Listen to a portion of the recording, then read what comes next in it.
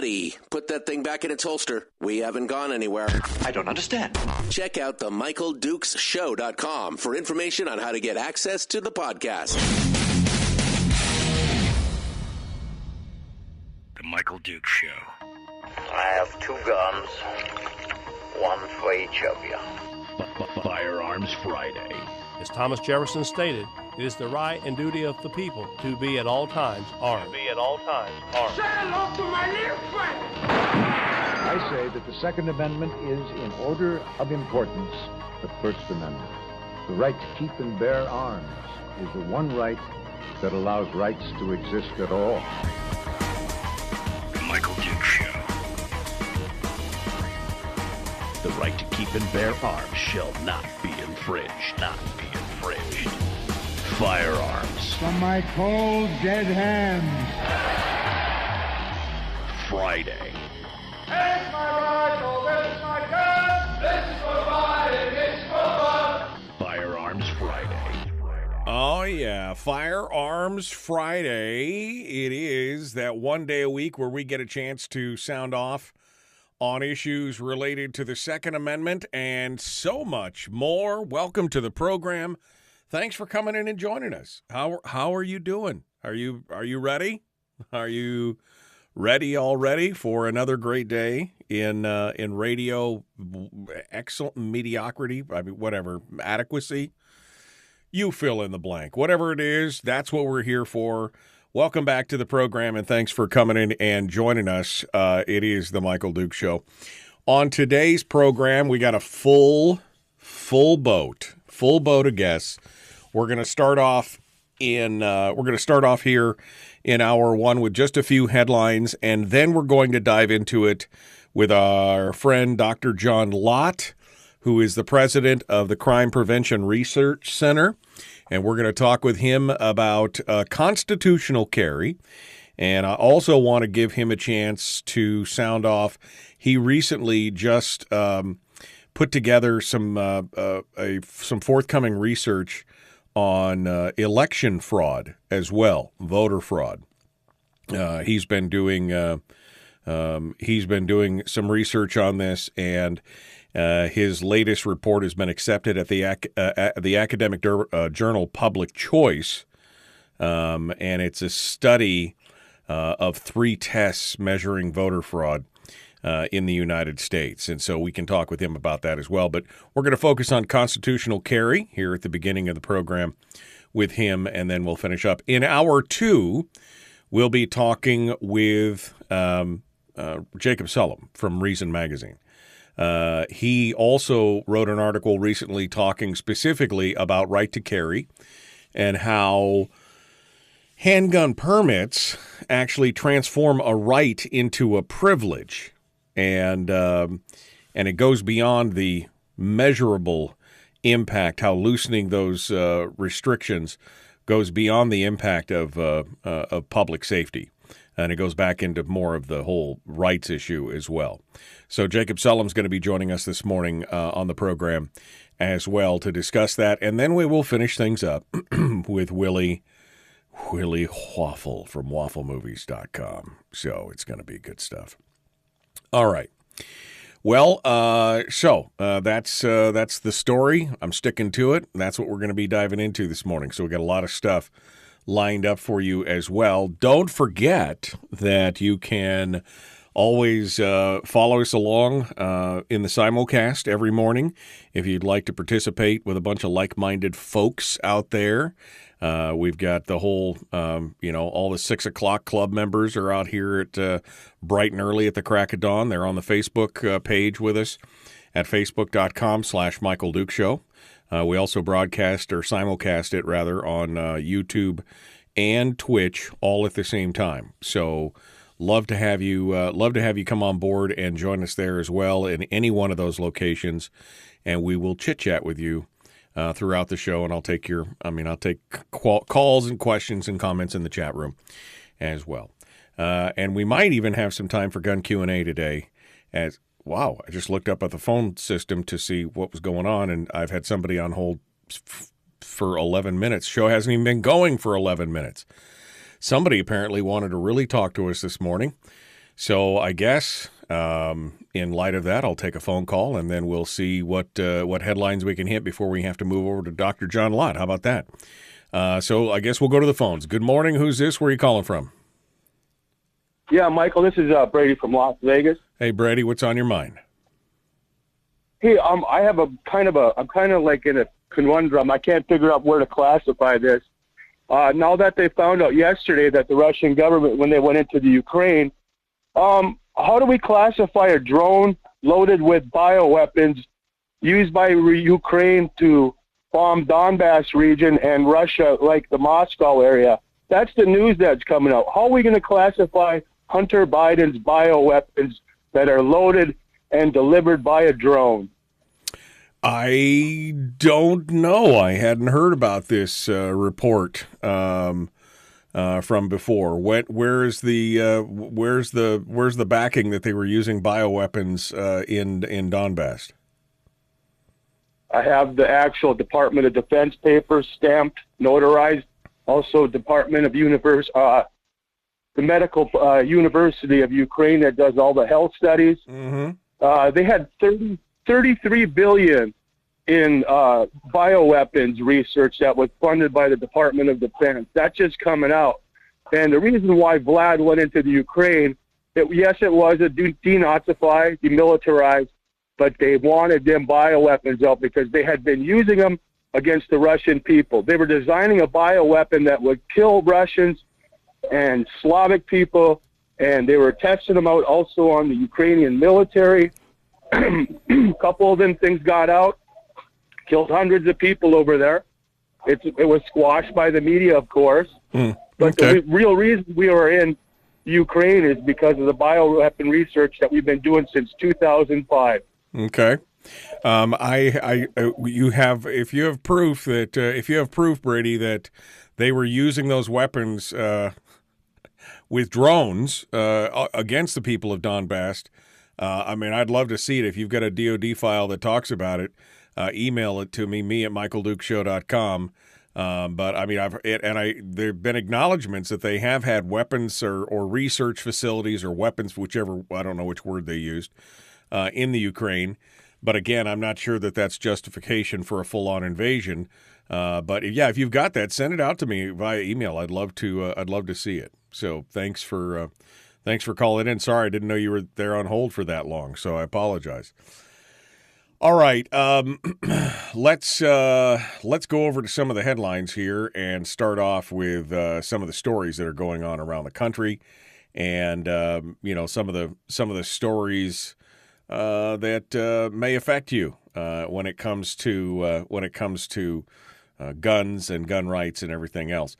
A couple interesting things happening. Gun grabber. When all you have is a hammer, every problem looks like a nail, right? That's the old axiom, and it's certainly true for anti-gun folks. When they are vehemently anti-gun, no matter what happens, every problem looks like a gun control problem that should have gun control applied to it. Even when you've come face to face with the reality that gun control doesn't work and that we may need to rethink what we're doing. Enter into the scene Congresswoman Mary Gay Scanton, a Democrat from Pennsylvania. And she was carjacked in broad daylight a few months ago in Philadelphia and appears not to have learned any kind of lesson from being a victim of the crime. Now, you probably heard Philadelphia has been in the news recently because they have had a huge surge in violent crime. And in fact, they have had just in the last year, they have had a record number of homicides, 529 homicides recorded. That was like a 30 or 40% increase over the year before, and this year is on pace to be even worse than that. So Philadelphia is kind of like the Mogadishu, so to speak, of America. But you would think that after being carjacked, she may want to have some things, maybe changed her tune or turns out that the lesson that she learned from her carjacking wasn't that we needed to dive deep into the gun laws and how ineffective they are and how those laws aren't preventing teenagers from getting guns. It was that the ATF is not doing enough to harass normal, average, everyday businesses like FFLs.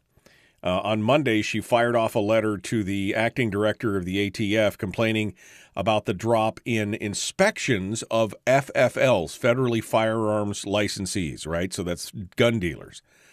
That she's complaining about these drop-offs of inspections in 2022. Like, she wants to know why the inspections dropped and declined in 2022, and that there were an extremely low number of revocations or denials of FFLs in this thing. So, I mean, first and foremost, hello, COVID. Why was the entire federal government? In fact, there are still people I know that work for the government that still have not returned to in-person work because that's what they're doing. But the whole country was shut down. All the agencies were working remotely. They were ordered to avoid in-person contact as much as possible. You want agents walking into the gun store and doing all that? I mean, this is why. This is why. But her reasoning was, well, crimes come from multiple sources, but a clear way to cut off the supply of illegal guns is for FFLs to do all they can to prevent guns from being acquired by straw purchasers and gun traffickers while shutting down the rogue gun dealers who skirt the law. Well, great, except for you can't always tell. I mean, without the FFLs, ATF would have a hard time trying to identify who straw purchasers are. But, I mean, they're doing their best. I mean, this is, again, the whole problem of, I mean, this woman was carjacked, right? And I didn't see anybody following up on her teenage carjackers who were aged, by the way, 13, 14, 15, 16, and 19. That was the age of all of her carjacking friends. Now, nobody in that group is lawfully and legally allowed to have a firearm. But this is the thing that she focuses on, is the legal purchasing of... you just can't fix this kind of stupid. You can't fix it. In another story out of Philadelphia, there was a shooting at a corner store down near Temple University day before, and it was originally believed that a store employee or an owner had fired the shots at the would-be robber. It turns out that it was actually the customer who was inside the store after he apparently got pistol whipped by the robber. The officials say a male suspect pulled a gun and tried to rob the store. That's when a customer inside of the store reportedly shot the suspect twice in the abdomen. They took him to the hospital. He later died. No charges are being filed. Two men apparently strolled into the store broad daylight, 12:30 on a Wednesday afternoon, and approached a 23-year-old man who was waiting to pick up food. According to the police, one of the suspects struck the 23-year-old in the head with the butt of the gun, and that's when he began to fight back. Yeah, I mean, this is a pretty clear-cut case of self-defense. I mean, although they've got a really progressive DA down there in Philadelphia, and maybe he'll try and make something out of this. I don't know. But this comes just a week before that. Another would-be robber in Philadelphia was shot by the manager of a Dollar General store after he threatened to kill employees with what he claimed was a gun. That guy also got killed. So, I mean, this is what you're getting. You're getting people taking their own, taking charge of their own defense, and you're seeing permits and usages surge down there because this is what happens when you get this soft on crime. This is what happens when you don't, when you blame the tool instead of the person who's wielding it. I mean, the whole thing is crazy. Anyway, good. It's the only thing that stops a bad guy with a gun, good guy with a gun. That's pretty much the answer to that. All right, we're coming up on the break, and we're going to have to dive into this here in just a moment with Dr. John Lott. We want to talk about his latest publications, including the discussion on constitutional carry, not concealed carry, constitutional carry. He's got some research that he's published as well, and we're also going to talk a little bit about his voter fraud research. So that's all coming up. The Michael Duke Show continues Your home for common sense, liberty-based, free-thinking radio. We'll be back with more right after this.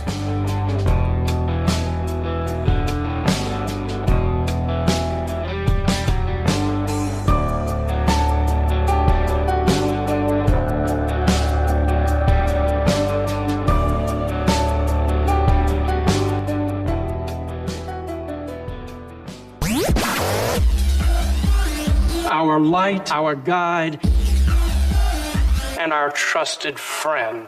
Michael Duke Show.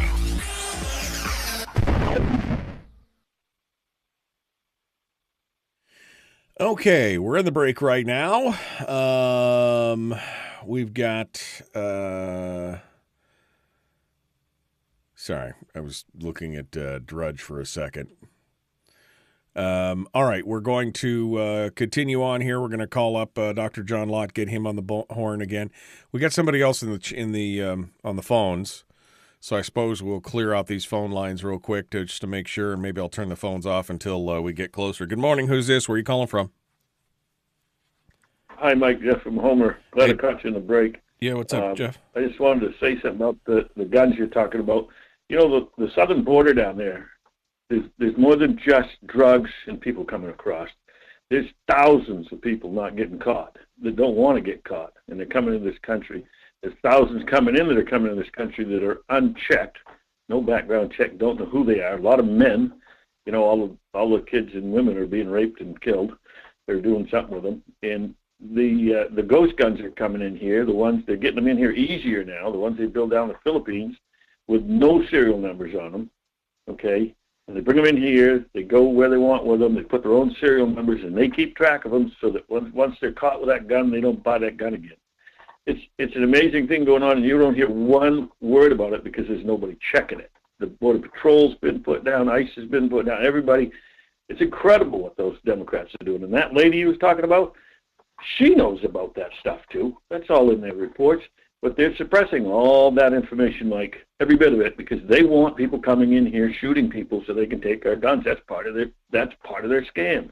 The more gun violence they have, the more reason they have to talk about it. Right. So that's just something that's kind of hidden, and I know for a fact. As far as that thing in Afghanistan with Hunter Biden, I don't know if he was in those labs, but I guarantee you Fauci was up to him and Biden. Well, so, you know, yeah. And I don't know if they're doing pyro drones or anything like that, but, you know, maybe so. You know, nothing would surprise me at this point for these people. Well, yeah, nothing would surprise me when it comes to government, that's for sure. But you know, as always, I feel bad and I feel worst for the people who suffer under this, you know, whether it's us or the Ukrainians or whoever's suffering. Even the Russian troops, I feel bad for them because they're being basically forced to do all that stuff. Again, government is not the solution. Government is the problem.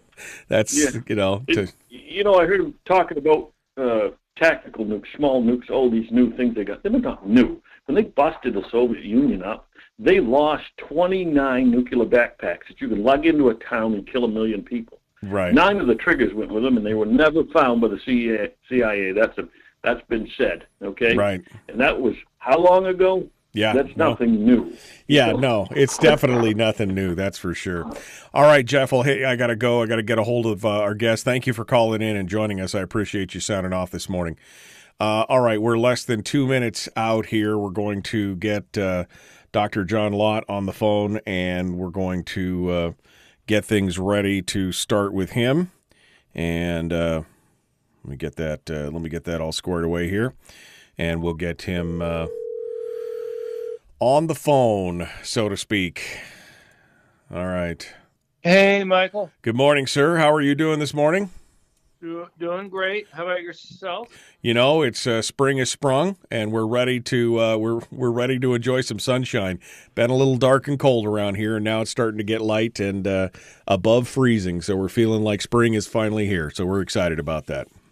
Okay. Well, glad you guys are happy. Yep, it's all good. I see you've been busy. We're about to jump into it here. We're about 45 seconds out, but we'll start off with your latest published research on right to carry laws.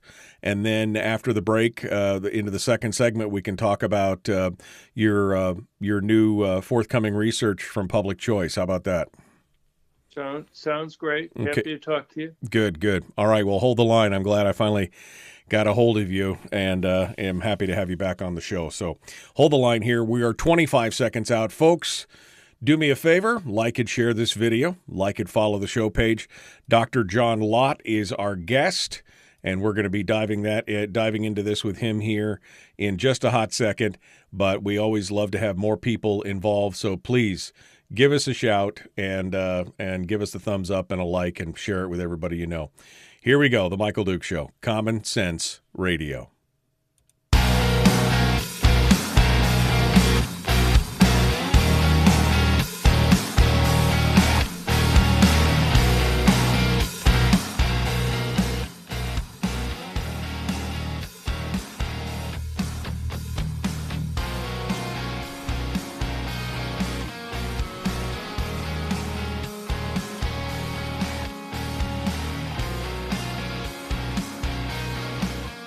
All right, we're continuing now, jumping into it with our first guest. You know him as the author of the book More Guns, Less Crime.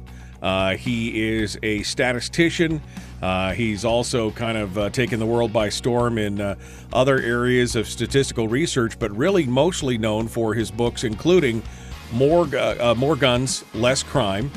And of course, his one of his latest works is The War on Guns. He's got a huge number of volumes out there, and lately he's been working on some very interesting issues, including right to carry statistics and the fact that constitutional carry can be effective, but it's kind of being the numbers are kind of being misshown, as well as election fraud. He's actually kind of jumped into that as well and done some testing and statistics, and we're going to talk to him about both those things. We start off here to begin with Dr. John Lott from the Crime Prevention Research Center. You can find them at crimeresearch.org. Good morning, Dr. Lott. How are you, sir?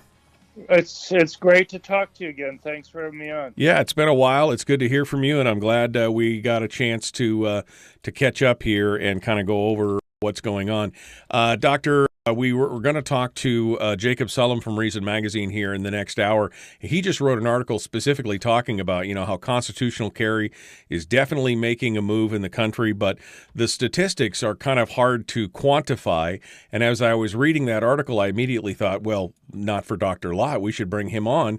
And so, lo and behold, you had been working on some similar research on, does the right to carry laws, do they reduce violent crime? And you found some interesting stuff. So let's take that from the top. Right. Well, right now we have 24 states that have constitutional carry rules. We have, it looks like very shortly, possibly within a few days, Georgia will be the 25th state. And then you have Nebraska looks very likely to pass also, so that would be the 26th state.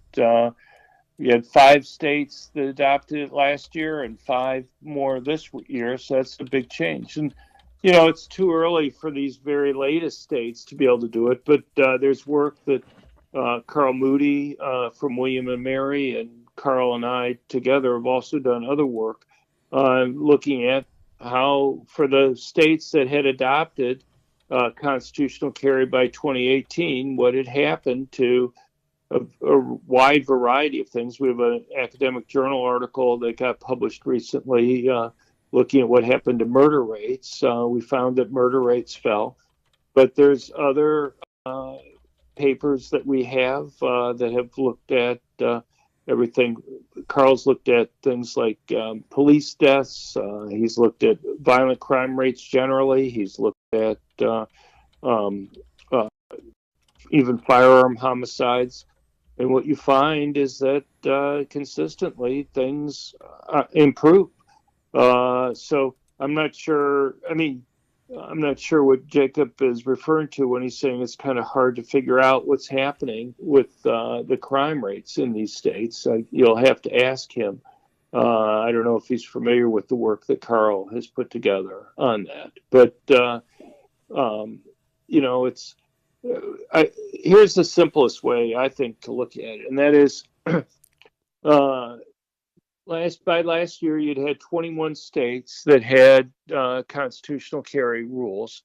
Not one state had even had a legislative hearing about talking about undoing the rules that they had there. You would think if there was concerns about crime or concerns about police being harmed or other concerns, you'd at least have some legislator in the state putting up some bill to say, look, this was a mistake. Right. We really ought to think about undoing this. Even in states where you've had complete legislative change and control on who controls the state. So like you've had Maine, for example, that went from complete Republican control of the state legislature and the governorship to complete control by the Democrats of the state legislature and the governorship. You would think, for sure, somebody there, because the interesting thing is how hard Democrats often fight against these laws when they get initially passed. Right. You'd think there'd be at least somebody who would still want to undo it then, but they don't. They haven't even had a bill offered that's even had hearing on it to try to do it, let alone a vote that's passed. Either house or even a committee. Right. If the new law showed out that it looked like it was going to become the OK Corral because you'd think the Democrats would be lining up to say, look, see, we need to remove this, but they're not doing it. So maybe you can ask Jacob to point to one. I mean, the question I ask legislators or others is, or gun control advocates is, point to one state that's even had a legislative hearing to undo the constitutional carry laws that are there. Surely, if there are problems, you could point to one or two. But it's the same type of debate that we had with right to carry laws to begin with, and there were the OK Corral and other types of statements, as you were just saying, were applied to that too. What would normally happen is after 6 months or a year, you'd see the newspapers and the media outlets in the state saying, well, the types of fears that people were raising about the bad things that might happen haven't occurred. Right. And the debate would basically just disappear after that. Here's the other irony is, I've been involved with this since my book, More Guns, Less Crime, came out in 98, even before that with some of my research. So I've seen a lot of the changes that have occurred.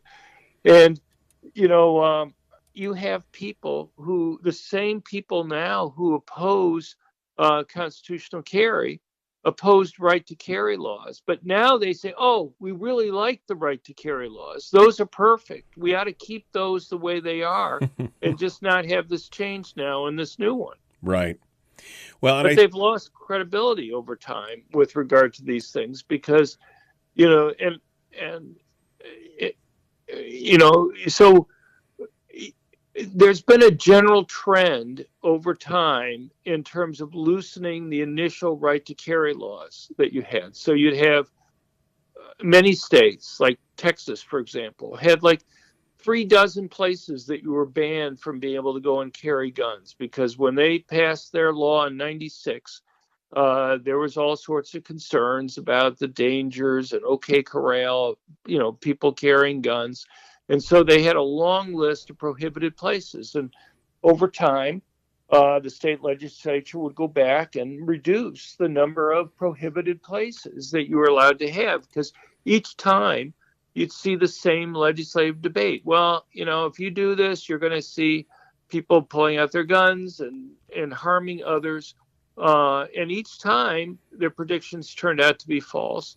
And they lost more credibility with regard to the debate. Even things like, for example, when Texas first passed its right to carry, it was like $140 fee to get your permit, you had to have 10 hours of training right. Mandated in order to get the permit, and then 10 hours to get it renewed.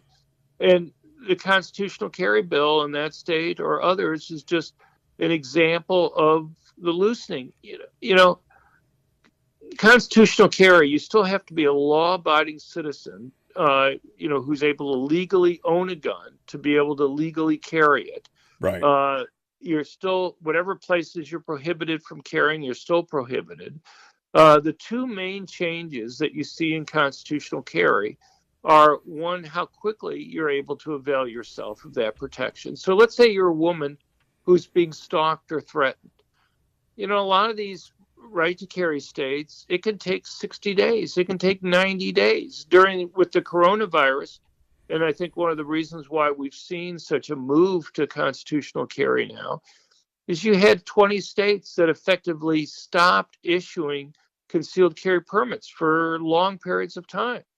And so, but even under normal circumstances, if you're a woman who's being stalked or threatened, you may not have the luxury of waiting 60 or 90 days before you're able to go and protect yourself.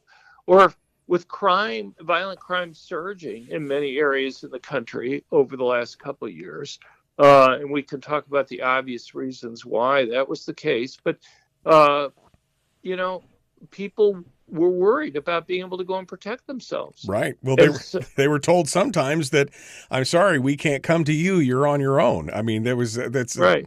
Those were actual quotes from some people when they called the police on that. And I want to clarify real quick. One of the things that Sullum wrote was that he said that all the research on constitutional carry is kind of nascent, meaning it's just coming into being.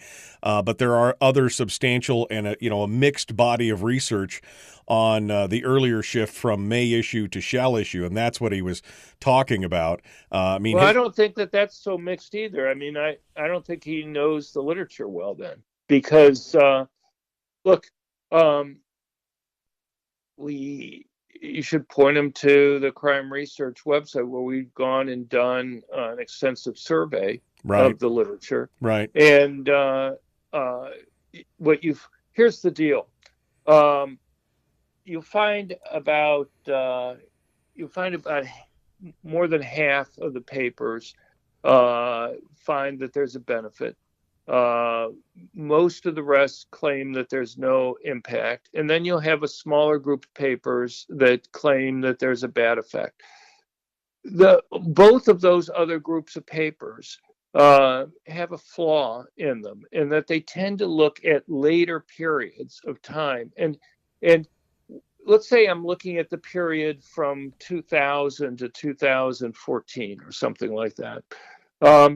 What you're doing in these empirical works is comparing the change in crime rates for those states that are adopting the law in that period relative to the changes in crime rates for all the earlier states. Right. And the assumption is, and the way that these studies look at this, they just say, do you have the law or not? And they don't take into account the huge differences that exist across the laws.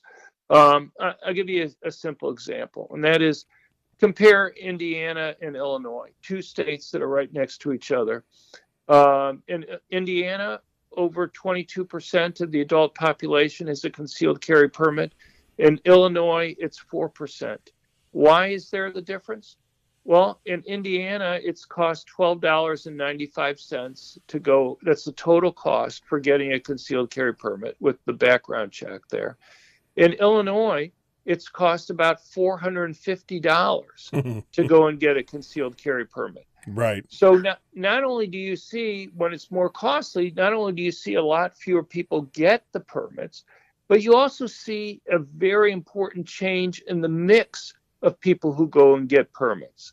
The problem is that if my research convinces me of anything, the people who benefit the most from getting a concealed carry permit are the people who are the most likely victims of violent crime, poor blacks, for example, who live in high crime urban areas.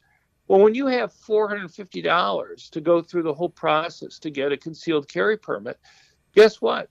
it's basically just wealthy white males who live in the suburbs who aren't likely victims of crime. You know, I'm glad they're able to go and protect themselves, but you're not going to see the same reduction in violent crime from concealed carry permit holders when it's mainly people who aren't likely to be victims of violent crime who are the ones who are getting the permits. Right. And so Illinois is a good example because it's like the last state to adopt right to carry type laws. And the later states were much more restrictive in terms of how they got the permits. So we've seen over the last couple of decades a huge increase in the number of concealed carry permits. You look at the end of the 1990s, there was about 2.5 million concealed carry permit holders in the United States. By last year, there were over 21.5 million permit holders in the United States. So we've been seeing an increase in all the states. The thing is, when you're looking at a period from 2000 to 2014, you're assuming that the states that are adopting the laws they're new are having the biggest increase in permits. And that's not the case because states like Illinois were very restrictive. The other states that had adopted concealed carry before 2000 had a much bigger increase over the 2000 to 2014 period in the number of permits that they issued than the states that adopted them during that period. Right. And so you're making a relative comparison. And in fact, the fact that you find a smaller drop in crime in the new states that are adopting it, relatively old, is actually consistent with more concealed carry permits reducing crime more. Right. And you've gone through this. You've got a new report out at Crime Research talking about this. Academia Letters, you and Carlisle Moody put together this report and this research that says, do the right to carry laws still reduce violent crime? And you line out how all this research has been done and how they should be changing it. Researchers studying the effect of right to carry laws should use all the data available and limit the comparison states to primarily may issue states, was part of your conclusion. And you kind of go through all this, right? Right.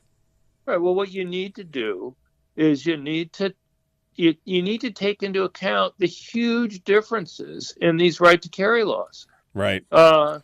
You just can't assume that a state where it costs $450 to go and get a concealed carry permit and you have 16 hours of training and you're not allowed to take guns on public transportation and there's no training facilities in Chicago. Yeah. Okay. Is the same as a state where it costs $12.95 and there's no other regulations that you have to deal with exactly. to be able to go and carry concealed. Dr. John Lott is our guest. Hold the line, Dr. Lott. We're going to be back with more. The Michael Dukes Show continues. Your home for Common Sense Radio.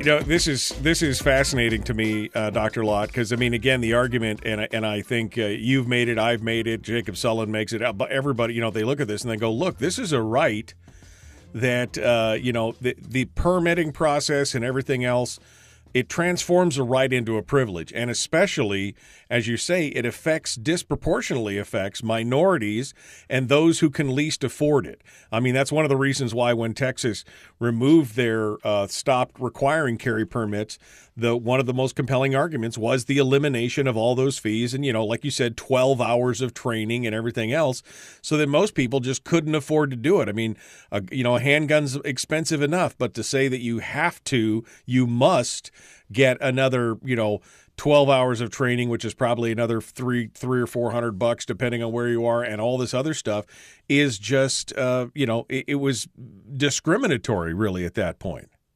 Right. Well, yeah. Well, here's the deal. You look at a lot of the training requirements that states impose, and a lot of the stuff's very arbitrary. You may see, like Illinois with 16 hours, you have like an hour and a half on safe storage of guns. You have other things that are there. You just have some politicians that go and throw in things into the list that aren't really very useful. I mean, I don't know.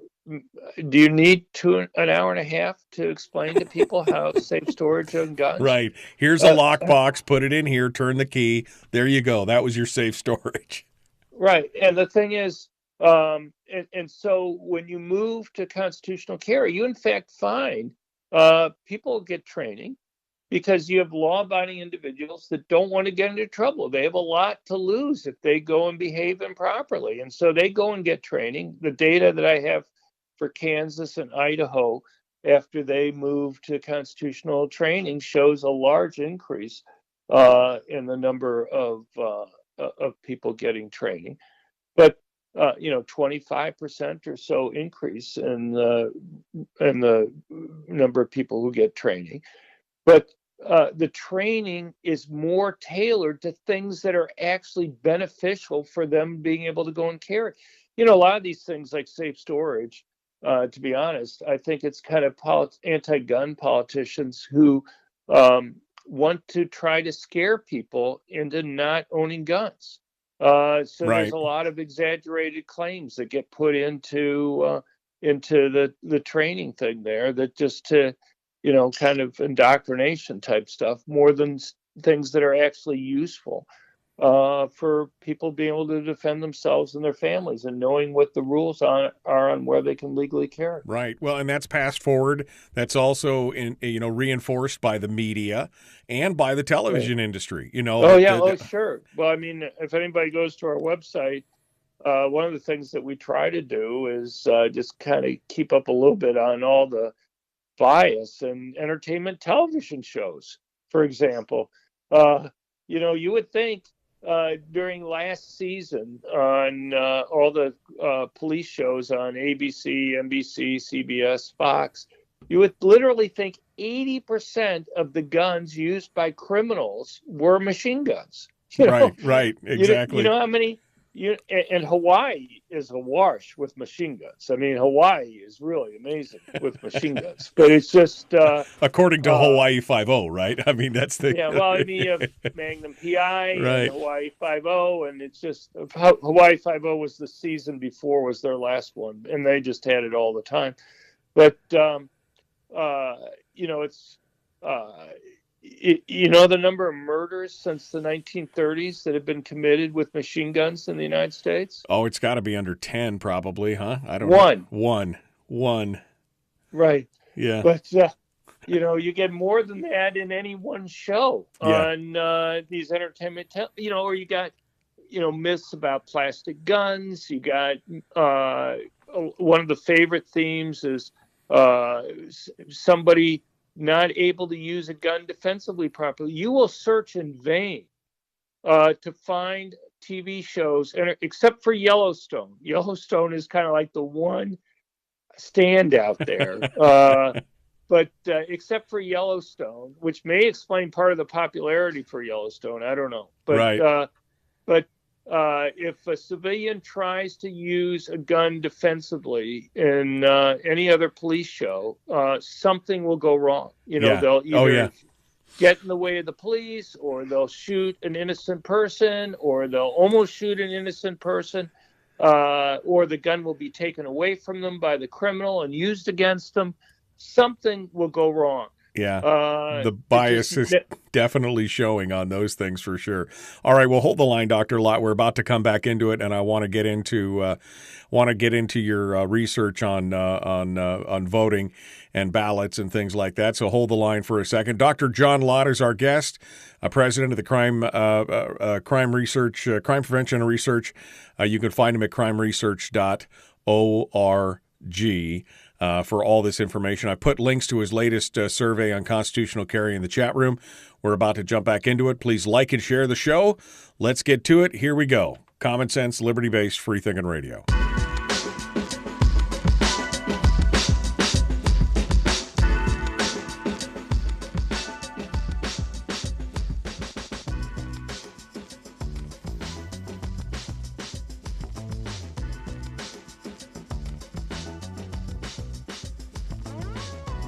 All right, welcome back to the program. Continuing now with Dr. John Lott.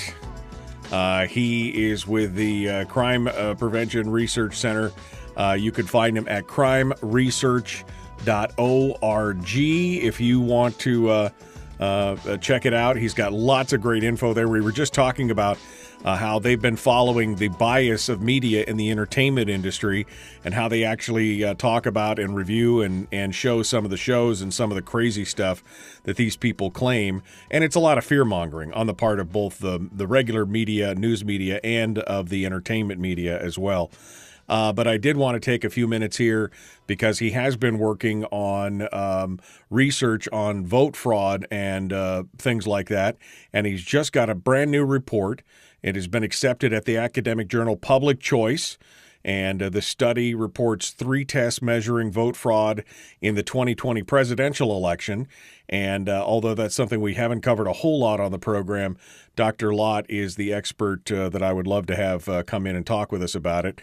Because again, he looks at a lot of those stats, and it's not just somebody in their basement, cranking stuff out on the interwebs. So let's get a chat about this. Dr. Lott, tell us a little bit about this and the research that you've done, and what does this new study show? Yeah, no, thanks. Well, I wanted to wait to talk about this until it was accepted at a peer-reviewed journal.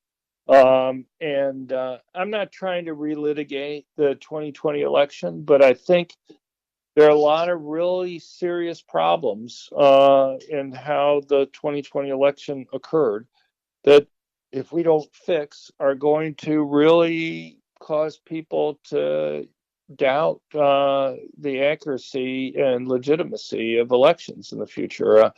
My estimate is that in the 6 swing states where significant fraud was alleged, Biden got an extra 255,000 votes and possibly as many as 368,000. My own belief is that the evidence shows pretty strongly that if you'd had the same types of voting rules in effect in 2000 that you had in 2016, Trump would clearly be the winner. But again, I'm just trying to figure out how to make sure that something like this doesn't happen again, rather than trying to redo the 2020 election. I don't think it's much use debating that right now. Right. To me, one of the amazing things is just how the United States differs from other countries in terms of not having anti-fraud type provisions with regard to voting. So, for example, one thing that you see is that you look at Europe, for example.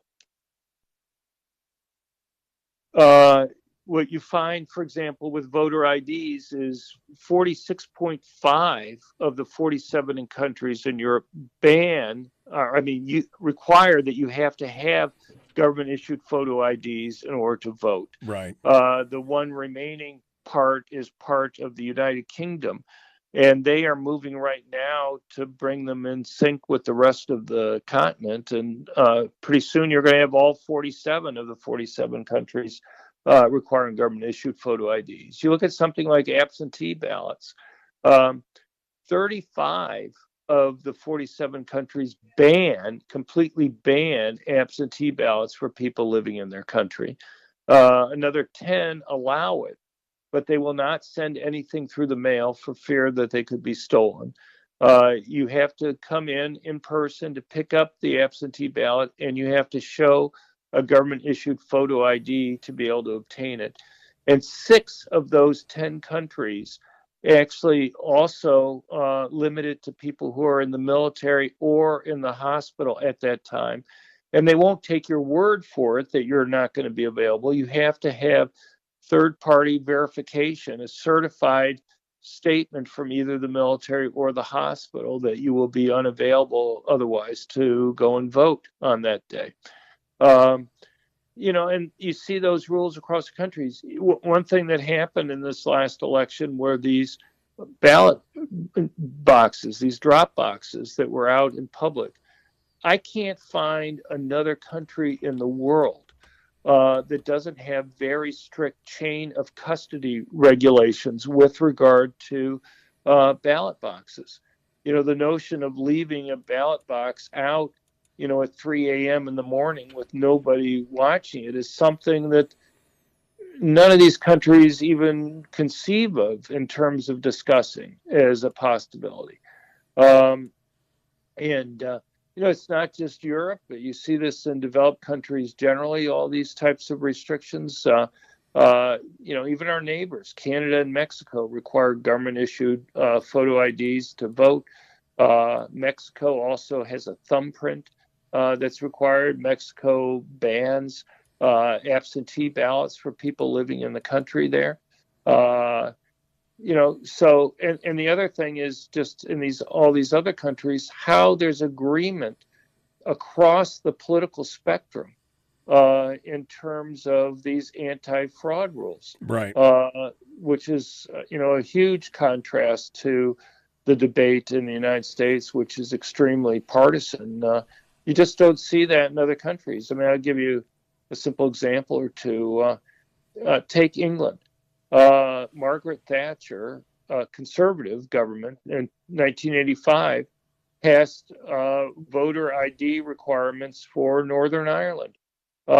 Tony Blair in 2002, who headed the Labour government, was concerned that there was counterfeiting of the IDs that were there. And so he put forward legislation to mandate much more difficult to counterfeit IDs. Right. So you had conservative and labor. You look at Mexico, all the parties there support the very strict anti-fraud rules that they have there. So anyway, I've done a lot of research over the decades on voting, on vote fraud, on voting machine type stuff. And I was working at the U.S. Department of Justice during the 2020 election, and so it kind of was obvious for somebody like me to go and look at this. And just give a little bit of background. You have a situation where you had these 61 court cases that everybody points to. These court cases never really dealt with the issue of determining the amount of fraud, because what would happen is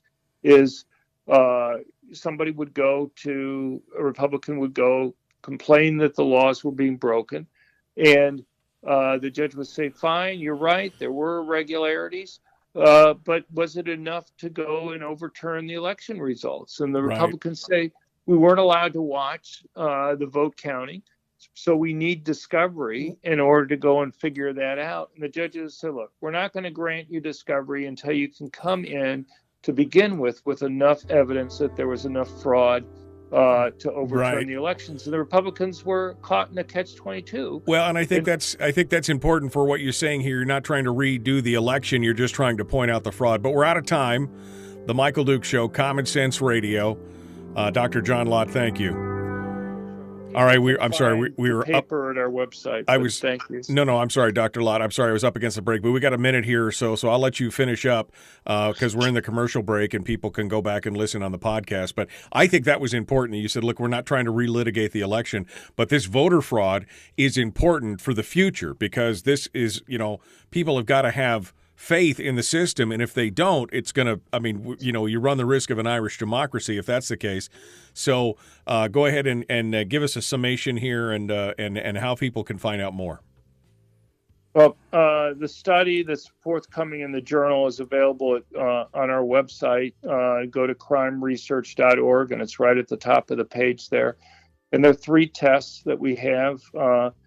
Basically, we have to get down to the precinct level, but we look at absentee ballots, provisional ballot issues, and voter turnout irregularities that were occurring. And I think people will find that the evidence is pretty strong. Yeah, no, I posted links in the chat room here for folks who want to go out and take a look at it. It's definitely some interesting stuff. I haven't peeled through all of it yet, but I'm going to go through it myself, and I really appreciate you doing all that work, Dr. Lott. Thank you so much for coming on board, and thanks for sharing with us. I'll make sure to have you back on soon. Thank you for coming on board. Thank you very much. Dr. John Lott, our guest, president at the Crime Prevention Research Center.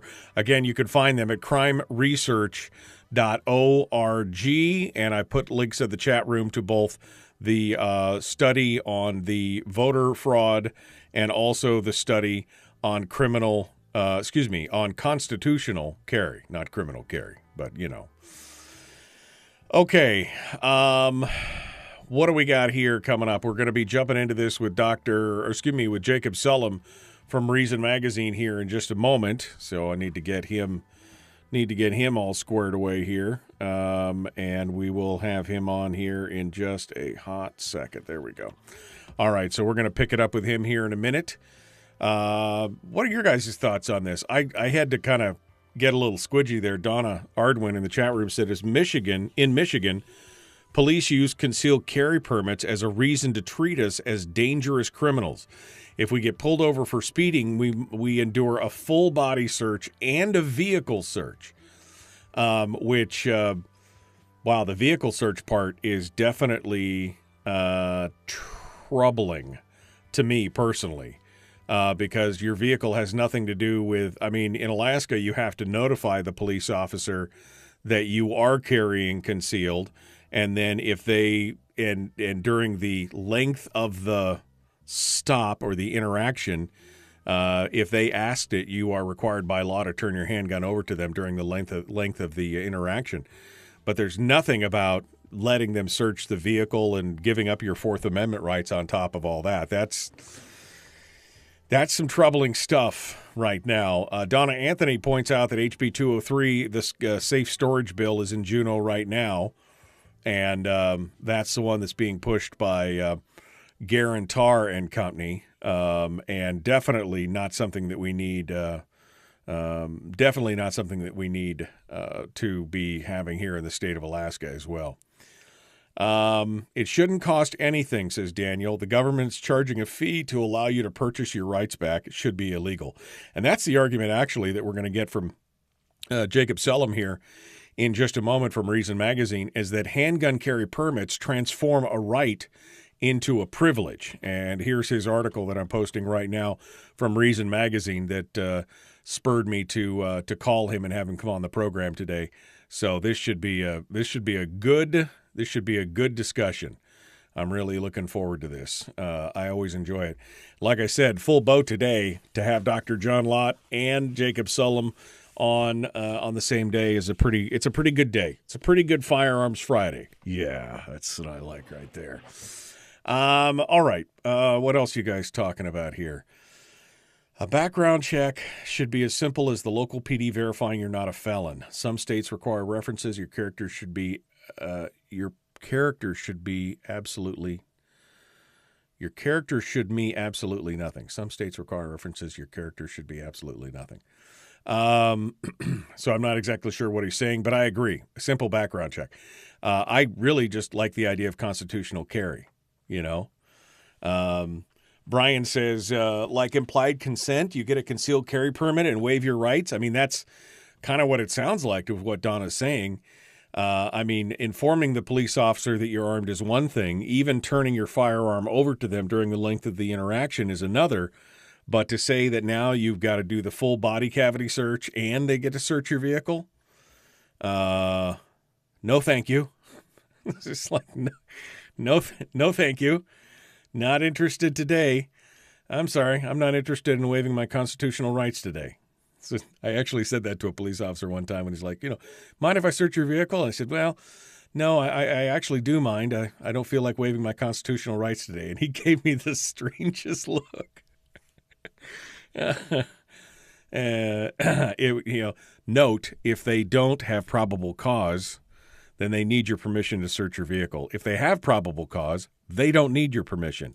If they ever ask you to search your vehicle, you say no. That's just, you say no. Well, I don't have anything to hide. Have you ever read the book 3 Felonies a Day? No? Then shut your pie hole. Just shut your filthy mouth, because that's what's going on. All right, let's get Jacob Sullum on the line real quick here before we got to go and get things ready to roll. Let's get him rolling on here.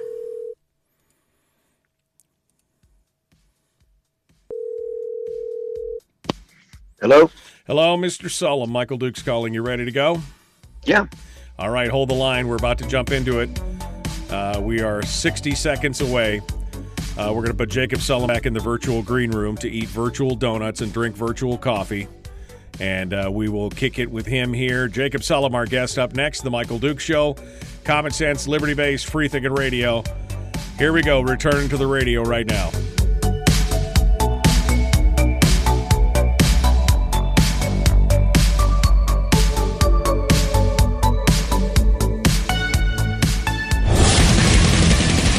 Whoa, buddy. Put that thing back in its holster. We haven't gone anywhere.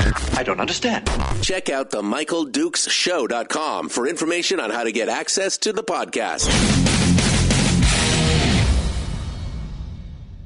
The Michael Dukes Show. I have 2 guns, one for each of you. Firearms Friday. As Thomas Jefferson stated, it is the right and duty of the people to be at all times armed. Say hello to my little friend. I say that the Second Amendment is, in order of importance, the First Amendment. The right to keep and bear arms is the one right that allows rights to exist at all. The Michael Dukes Show. The right to keep and bear arms shall not be infringed. Not be infringed. Firearms. From my cold, dead hands. Friday.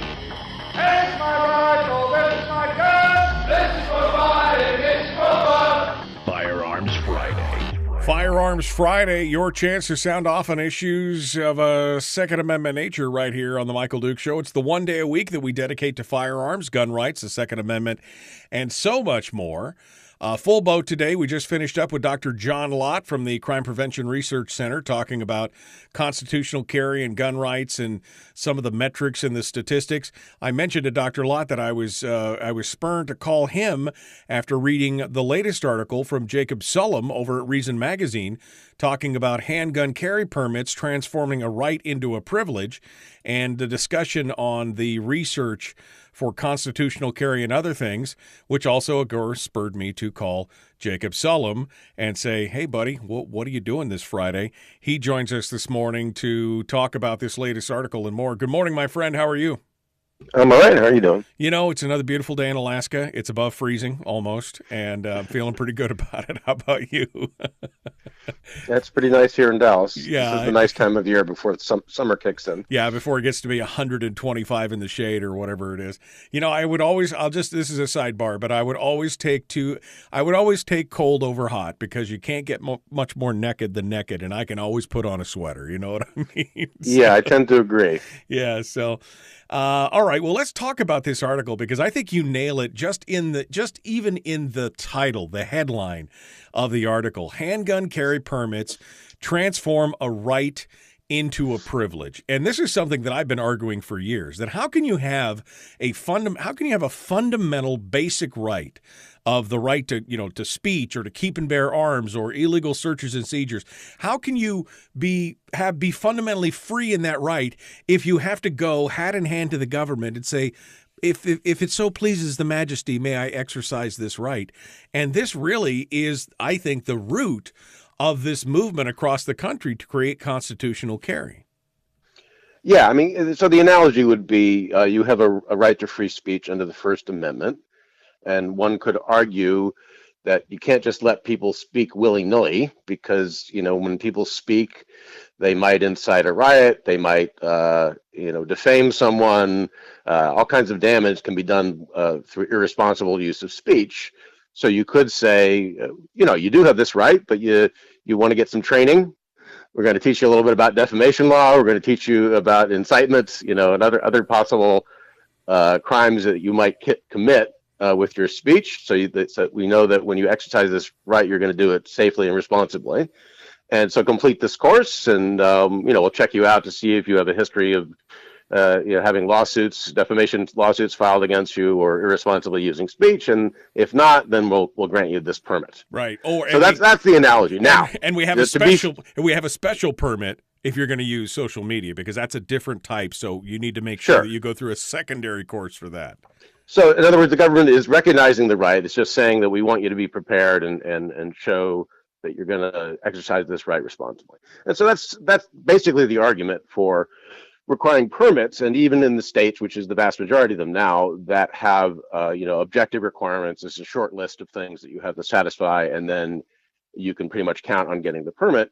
Even in those states, you have to jump through certain hoops, and that's the issue right now with constitutional carry. Now, the people who support those requirements will say, guns are different because guns can kill people. If you're not properly trained, if you don't know what you're doing with a gun, you actually try to use it, you might end up injuring or killing an innocent bystander. So there is something to that. Speech generally does not have that kind of immediate potentially lethal effect. So I think that's the distinction they would draw. But you still have this question, both the constitutional question, can you attach these kinds of conditions to the exercise of a constitutional right? But it's also from a libertarian perspective. If I have this basic human right to armed self-defense, then why should I have to get permission to exercise it? Right, exactly. And I think that's the big thing. And those of us who have chosen to exercise that right, I think for the most part, most people will say, well, I do need to get they'll get training on their own, right? I mean, we've seen the rise in training in constitutional carry states. Even though it's not required, there's become small cottage industries of trainers and things like that train because people want to know. It's like, I'm not going to hand you a running chainsaw and say, hey, go buck up that cord of wood over there with this running chainsaw.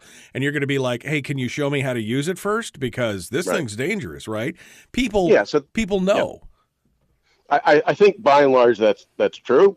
I have friends in Texas who have carry permits, and when Texas eliminated that requirement, they were concerned about that.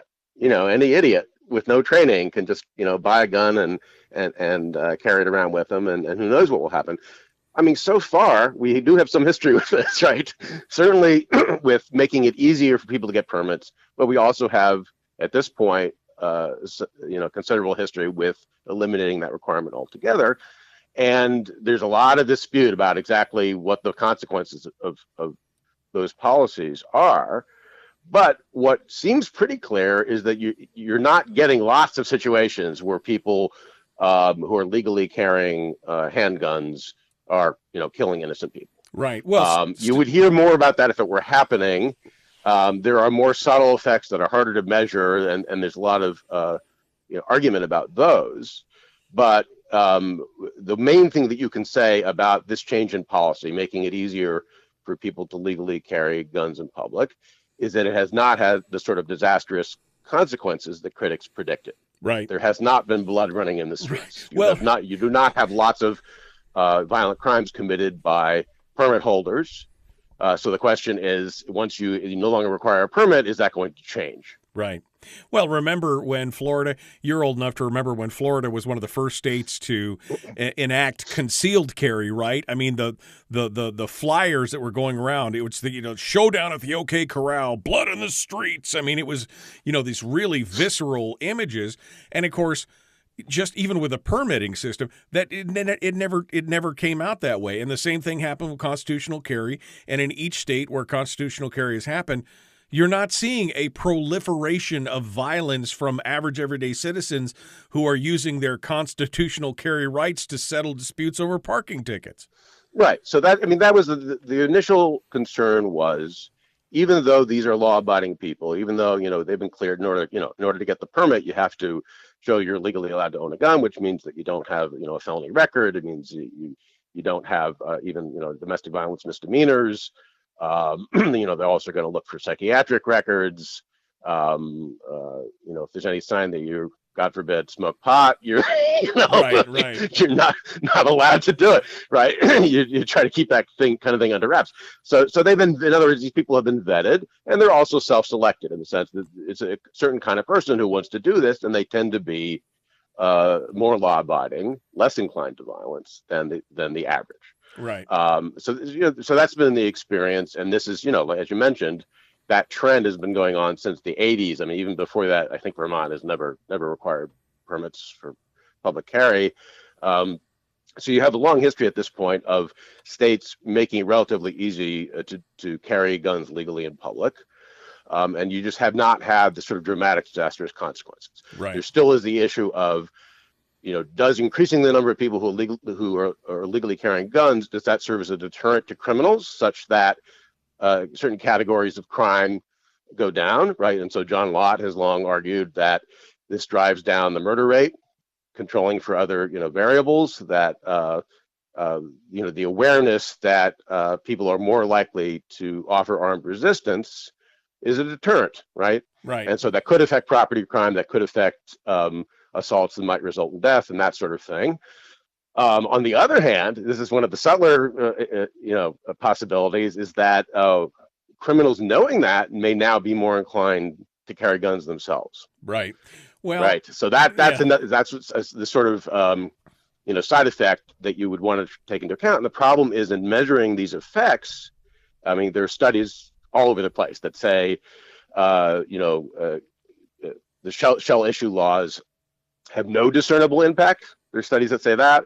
There's studies that say this helps reduce crime, and there's studies that says that no, actually it increases crime, or at least it's associated with an increase in crime. Right. Sorry, and then you have to ask which crime, right? So it depends on the category you look at, whether it's assault, whether it's property crime, whether it's homicide, and you may get different results for each of those categories. So I think that is a long-running debate. It's not going to be resolved anytime soon. So you have to come back to the question of, do we need to resolve that before we say that you may exercise this right that's guaranteed by the Constitution? Right. And my answer is no. I don't think, first of all, I'm not sure it's going to be resolved. But secondly, your right should not hinge on resolving that academic debate. Right. Because exactly. it's a basic right of armed self-defense. It shouldn't hinge on what the global collective impact of this policy changes. Right. And for folks out there that are getting a little bit confused on some of the terminology, we're talking about, what Jacob's talking about there is basically three things. We're talking about, a permitted right to carry, which comes in two flavors, may issue and shall issue. Shall issue says, unless there's a reason why legally they shouldn't own a gun, you shall issue them a permit. May issue leaves it up to the discretion of the powers that be. That could be a city council or a police department or a state government.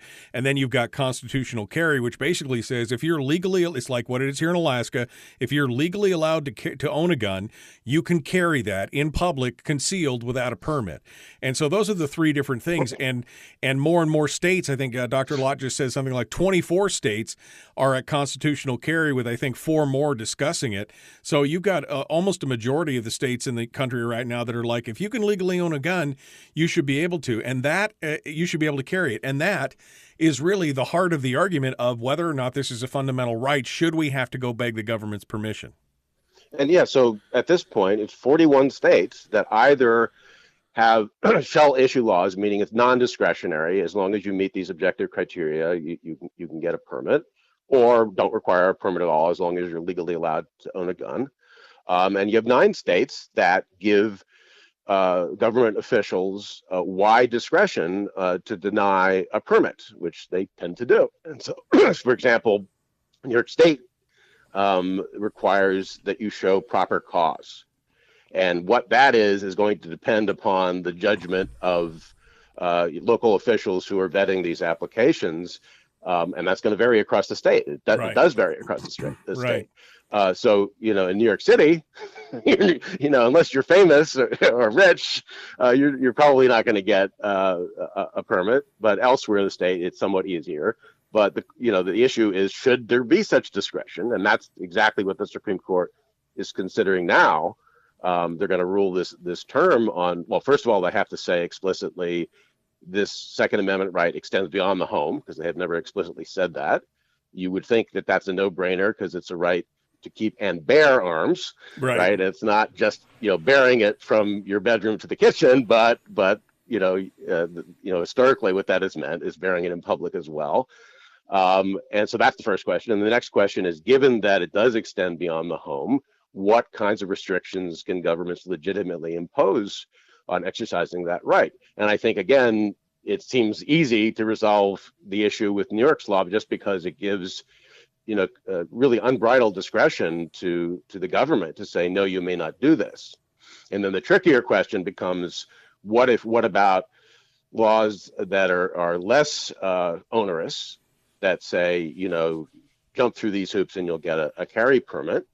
And one of the practical issues with those laws is that for people who don't have much money and are looking at paying, well, in Texas, the fee used to be $140. They reduced it, and now it's zero in effect because there's no permit requirement. But say $140 permit fee, and then you have to take a course that may cost $100, $200. You're already on the hook for the cost of the gun, right? So if you already have to pay, $400 or $500 for the weapon, and then you also have to get ammunition for the course, and you got to pay for the course, and you got to pay for the fee, that can be prohibitive for people who don't have much money, right? And those people are especially likely to live in dangerous neighborhoods where they need protection, right? So that's a question of fairness, in addition to the broader question of, can the government force you to ask permission to exercise a right? There's the practical issue of what are the barriers that you're, putting in front of people who have good reason to worry about violent criminals and want to protect themselves. Well, and I think, and I definitely want to cover this here. We're going to come up into the break here, but I definitely want to cover this because this is the discriminatory aspect of gun control laws. And we can go back into the history of gun control laws, and they have a history basis in discrimination to begin with. But this is kind of one of those ancillary effects that, people aren't really considering, that people who need the guns the most in the high crime areas and in other places are the ones that are going to be disproportionately affected by these shall issue, may issue, all these hoops and everything else, and they're the least likely to be able to protect themselves when they need it most. So we'll continue to talk about this. Jacob Sullum is our guest, a senior editor at Reason Magazine. We're going to be back with more. Don't go anywhere. The Michael Dukes Show continues. You're home for Common Sense Radio.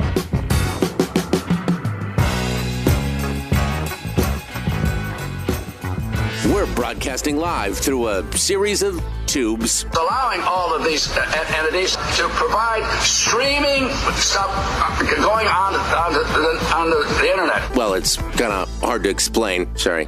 Streaming live every weekday morning on Facebook Live and MichaelDukesShow.com. Okay, we're in the break with Jacob Sullum from Reason Magazine right now, and we'll change gears a little bit here before we we'll change gears before we jump back into this because I don't like to repeat ourselves. Brian in the chat room just said, please explain the Duke's rule of three to Mr. Sullum.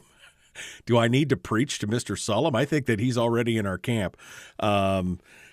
Jacob, I have this thing that we talk about on Fridays that I call the rule of three. That if you're going to be an honest, law-abiding citizen who is a real, true, and strident member of the gun culture, then if you purchase a handgun, that you should expect to spend 3 times the amount of the cost of the gun. So your total cost, if it's a $500 gun, you should expect to, really, in the long run, expect to spend about $1,500 because you'll have $500 for the gun, you'll have $500 for proper training, not just a concealed carry course, but maybe, combat pistol course or whatever, and then you'll spend $500 on good accessories. So you're not, got the $5 Uncle Mike's floppy holster in your dress belt, but maybe you've got a good belt, a good holster, dummy rounds, extra mags, practice stuff, all that kind of stuff. So there you go. I explained the rule of three to Mr. What about ammunition? Well, ammunition is included in that. That's the accessories. That's the accessories. That's a consumable, but it is considered in the accessories. But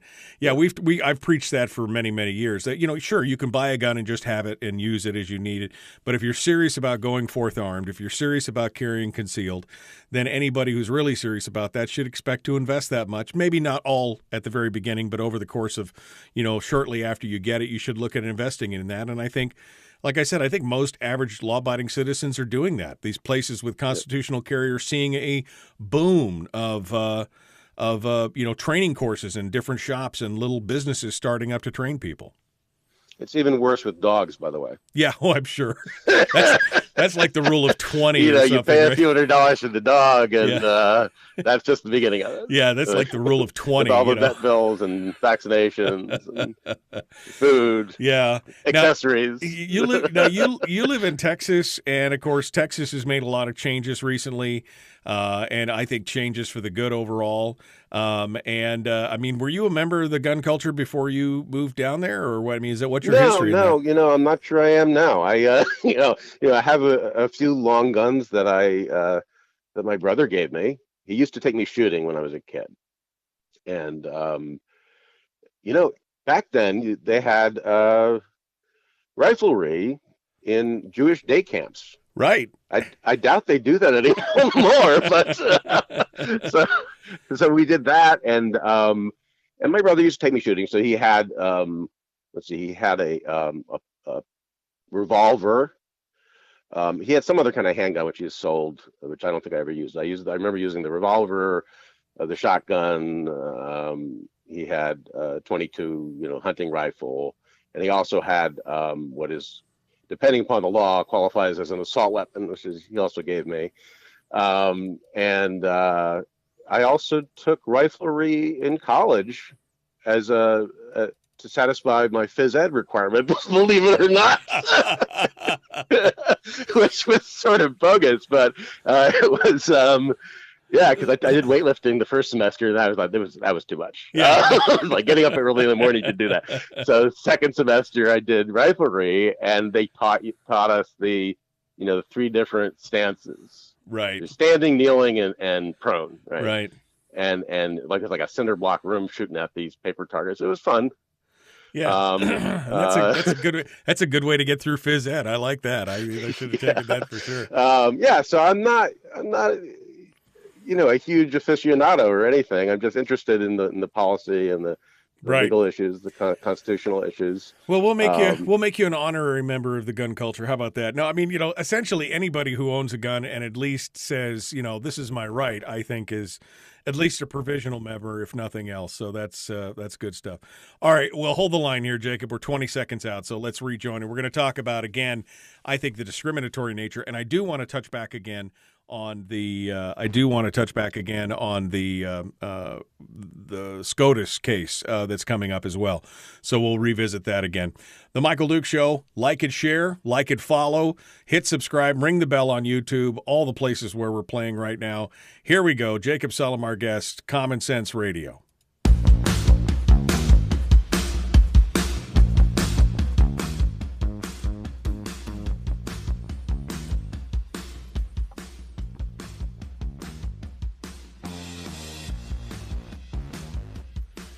Continuing now, Jacob Sullum, senior editor at Reason Magazine. You can find him at reason.com. I've posted links up to his latest article in the chat room talking about handgun carry permits, transforming a right into a privilege. And Jacob, before we went to break, was just touching on one of the problems. I mean, I think, all gun control has its roots basically in discriminatory practices. I think we can see that starting in the South and Jim Crow and all that.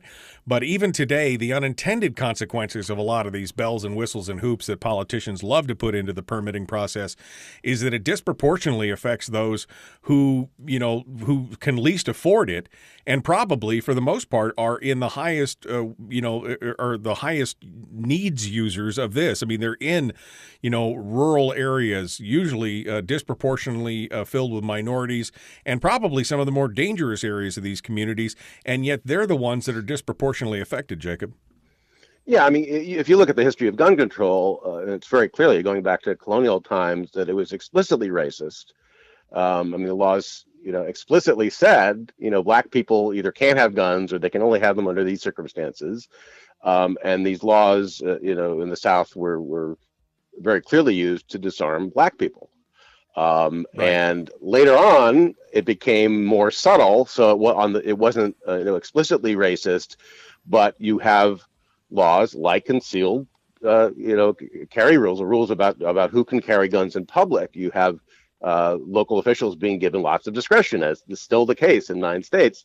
And that was initially a matter of, since we have discretion, we can let white people have guns, but not black people. And then another example is banning less expensive guns. Right. The Saturday night specials, right? That's the so-called Saturday night specials, right?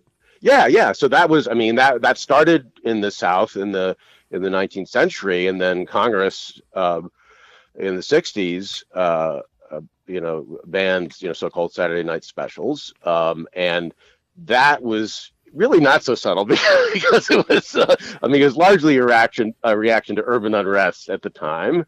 So you could say that the ulterior motive was to target black people, but certainly in terms of its impact, if you're making guns, the ones that are still allowed, they're going to be more expensive for people who have less money, who are disproportionately black. It's going to be more of a barrier for them. Right. And then nowadays, I don't think the average member of the Democratic Party who supports gun control has it in for black people, but the practical results are still similar, because the more barriers as you put barriers, between a person and exercising the Second Amendment rights, they're going to be more burdensome for people with less means to deal with it, financial means, or just time. Right. The time that is required if you have a job that you're going to lose by missing work, it just makes things harder. So the people who are not just financially less well off, but also are more likely to live in neighborhoods that have high rates of violent crime, those are the ones who are going to be most affected by these rules. Right. Well, and again, on the flip side of that, it equals the playing field. It levels the playing field, because criminals, by their very definition, break the law. So they're not interested in bothering to jump through all the bells and whistles and legal loopholes that we're talking about. So they're carrying guns without all that red tape anyway. So all it does is help level the field for the law-abiding citizens. Right, and that's so that's really one of the main points, is that the only people who are going to bother, to follow the law are the people who are not criminals. And the question is, how much trouble do you want to make it for them in order to exercise the right to self-defense? And right. In cities like New York, if you want to have a gun for self-defense, you're going to have to do it illegally. Right. And so you have, you have all of these crackdowns on, illegal gun possession that are aimed at reducing violent crime. But a lot of the people who are affected by, get arrested for illegal gun possession are not criminals. They just want to protect themselves. Right. No, absolutely. We're down to about last 4.5 minutes here, so I want to circle back to what you were talking about with the Supreme Court case. There's a case coming up in front of the Supreme Court.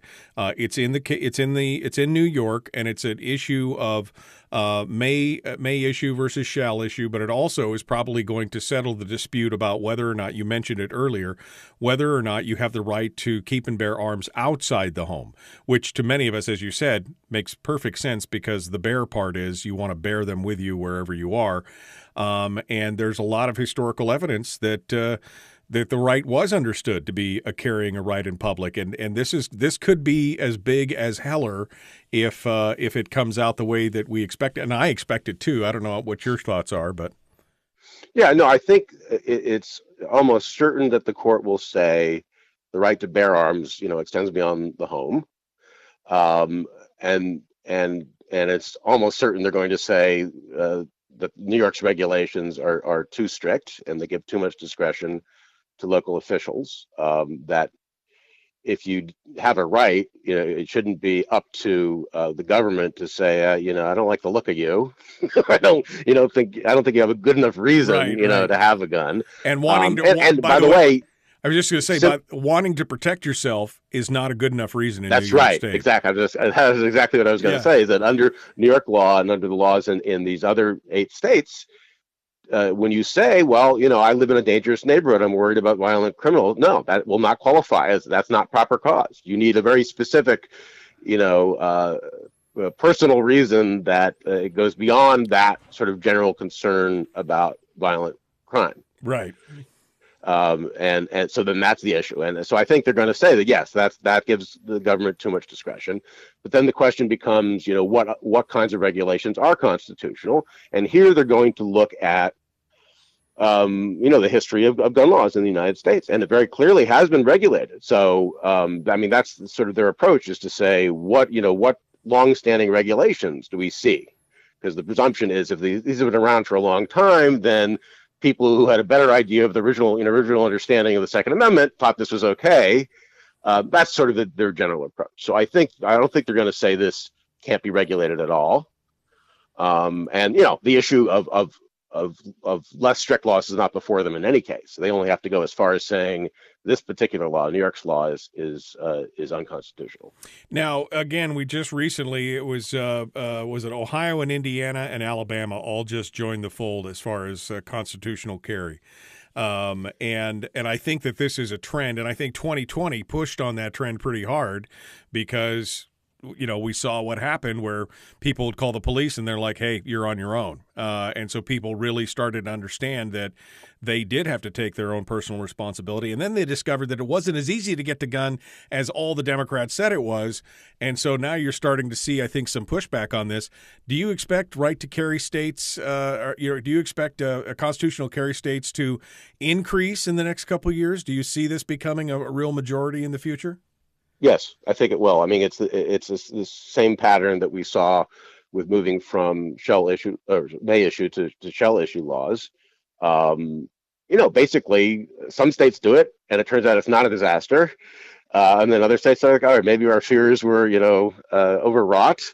And the more states that do it and do not suffer any obvious disasters as a result, the more likely other states are to follow that example. So yes, we're nearly at half of the states right now, including Texas, by the way, which is the second most populous state. That's a huge deal. California's not going to do it, but there are plenty of other states that where legislators are probably inclined to say let's dispense with these requirements. So I think I don't know if it'll get up as high as the number of states that switch to shell issue, but I think it will soon be a majority of states. Well, I'm kind of looking forward to that time, my friend. Jacob Sullum, Reason Magazine senior editor over there. He always writes good stuff. I love having you on, sir. I hope you have a great weekend. Thank you for taking the time to talk with us today. Sure. Thanks for having me. Take care. All right, folks, we got more coming up. Willie Waffle, wafflemovies.com up next. We're going to dive into a little bit of lighter side entertainment stuff. That's all coming up. The Michael Dukes Show. Common sense. Liberty-based. Free thinking radio. Don't forget to check us out on Facebook at facebook.com/Michael Dukes Show.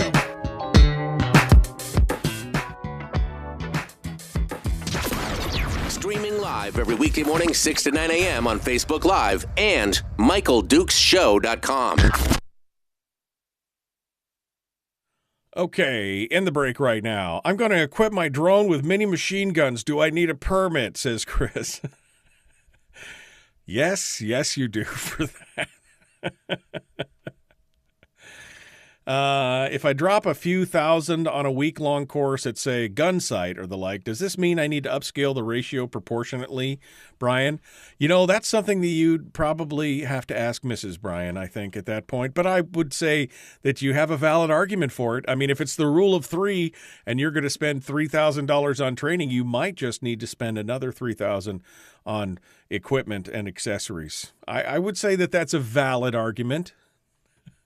But you just have to decide how long you'd like to sleep on the couch. That's all I'm saying right now. As a 20-year infantry vet in the Army, shouldn't my DD-214 serve as proof of being trained in safe use of firearms, especially after taking courses as a range safety officer? I would think that if there is a state that has some kind of training requirement, that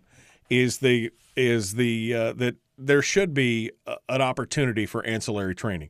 I mean, if I showed up I'm an NRA certified firearm instructor. If they had some kind of requirement for that, shouldn't I just be able to show them, flash my badge or my patch or my certificate and say, yeah, done. That's already done? Probably. Yeah, probably. I would say that would make sense. Luckily, in Alaska, we don't have to do with that. The MD show streaming live from 6 to 9. Where's my third hour? What? Did I grab an old... Does it say 6 to 9? Streaming live every weekday morning, 6 to 9 a.m. on Facebook Live and MichaelDukesShow.com. Well, apparently when I refilled one of my bars there, I grabbed an old one. I used to broadcast from 6 to 9 a.m. before I returned to the radio. When I was doing it on the internet only, it was a 3-hour show, 6 to 9 a.m. So sorry, no third hour for you, Dan. Sorry, it's not gonna happen. And now you're gonna make me go out and fix that because I had fixed it at one point. I'd cut the 6 to 9 a.m. out of the middle of it. So, Great interview, said Paul. That was with Dr. Lott from before. So thank you for that. I appreciate it. I do enjoy having Dr. Lott on the show. He's a little hard to rein in sometimes because he gets going and he's just got so much good info. And I got to stand in front of him sometime to slow him down. But he is just chock full of goodness. I love talking to him. All that stuff he talked about creates a financial barrier, which is discrimination. Exactly. I mean, that's what, gun control. Really, the roots of gun control is in discrimination, as Jacob Sullum just mentioned a minute ago. I mean, that's the roots of it come back. I mean, first gun control laws in the country were really put in place to disarm blacks. That's really what it was. And now it's more the unintended consequences because, as he said, he doesn't think the Democrats are out there to, they're not intentionally out there to harm, minorities or blacks or whoever. But at the unintended consequences is that it does create more barriers. And that's a huge part of the problem. Huge part of the problem. It shouldn't cost anything. The government charges a fee to allow you to purchase your rights. Okay, so all right, and I'm back to all the beginning. Michael, it's just like the government promised you 3 and give you 2. That's true. That's true. You know what? Get used to disappointment. I mean, I'm just saying, right? Life's not fair, Timothy. Get used to disappointment. Oh, man, it's Friday. Yesterday, on a personal note, yesterday, if it could go wrong, it went wrong spectacularly. Spectacularly. And so I literally was thinking the whole last half of the afternoon, thank God it's Friday. And then I realized it was Thursday and I was like, oh my, just kill me now. Just kill me now.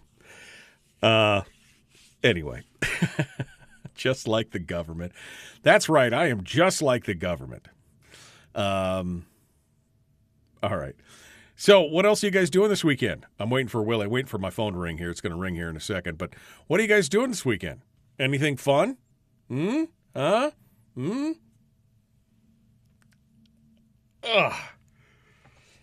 don't know what I'm going to do.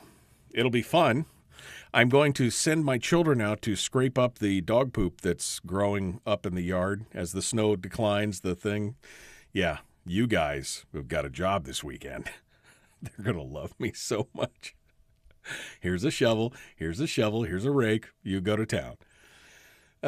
Really? The Democrats still divides up groups by class, culture, race, and gender. So they really changed? Really? No, I mean, I'm not saying that they're, not.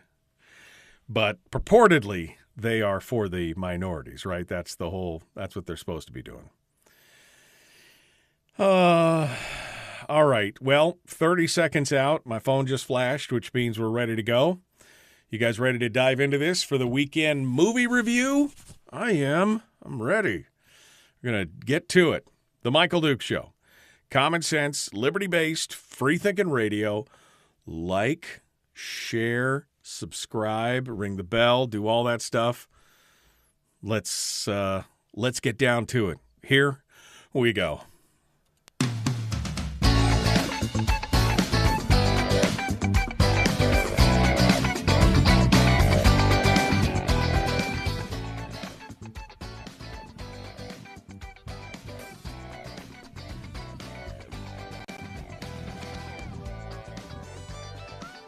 All right, welcome back to the program, The Michael Dukes Show, Common Sense Radio. This is it, the weekend. It's right around the corner. We're doing the entertainment stuff, and that, of course, brings us to our friend Willie Waffle, who I'm sure is going to gloat today because of how much I hate the Oscars and how it was the biggest thing in the news cycle this week, but probably not for the reasons that you would expect. Willie Waffle, hello, my friend. How are you? I'm doing great because every year people ask me, Willie, why do you watch the Oscars every single year? Yeah. And it's not for the love of the art. It's not to honor the history of Hollywood. It's because they might give the award to the wrong person at some point. Right. Or someone might slap someone. So we talked about this a little bit on Monday after it happened, just because I found it so fascinating. Will Smith Chris Rock was up on stage. Will Smith and his wife right there in the front row. Chris Rock makes a joke about Will Smith's wife that, well, I know we're all open. If you're in the public eye, you should be ready for that. But she's got a medical condition, and it was kind of you heard the joke fall flat with the crowd, right? And the crowd was like, ooh, kind of thing. But then Will Smith got up and just smacked him right in the face for it. Although I will say that first Will laughed, then he looked at his wife's face, and then he got up and went and smacked Chris Rock for it. That's right. That's when he realized, I screwed up. Yeah. Oh man, I screwed up. I got to make up. All of us, have been in that position at some point. It's like, oh man, what am I going to do to make up? Yeah. What am I going to do to make good for this? Right. And the best idea he could come up with at the time is, let me go smack Chris Rock in the face. And let me tell you, watching it happen live was just mesmerizing, because at first you're thinking, oh, he's doing it as a joke. He's walking up there. He's probably going to fake do something. And then he hauls off, and there is mayhem. The Oscars are censoring, bleeping every single thing that's happening. The screen actually froze at one point, and you didn't know it was real until they finally got the screen unfrozen, and they still killed the volume. But you could see what Will Smith was saying, and I didn't need the volume on to know he was angry. Yeah. Well, I could tell it was real from the time you got the reaction from Chris Rock as he spun back around, like, he really hit me. It was like he really hit me. Of course, this caused the Oscar ratings to go up, but not nearly enough, right?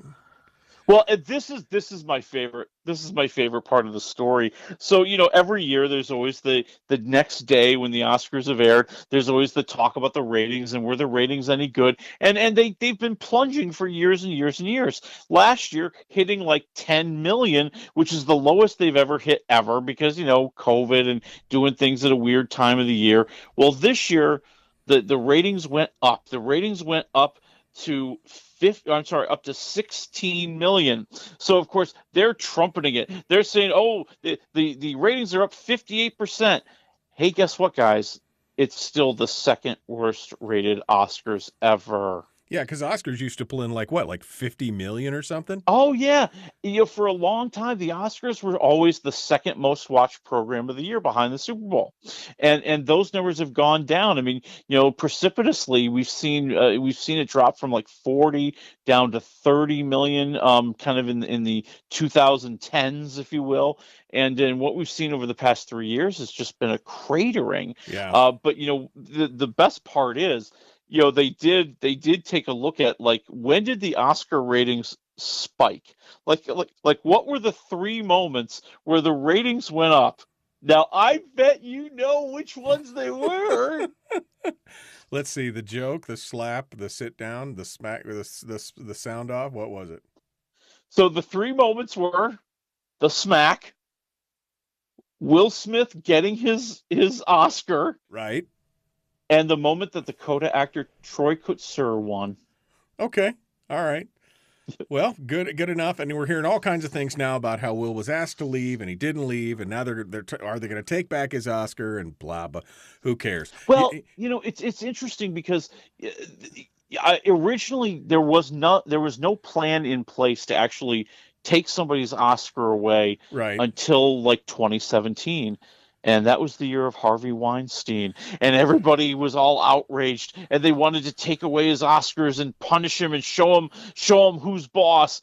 But they didn't have any kind of bylaws that would allow them to do that. Right. So that's where the code of conduct came from, so that if they ever had a Harvey Weinstein again, they could take the Oscar back.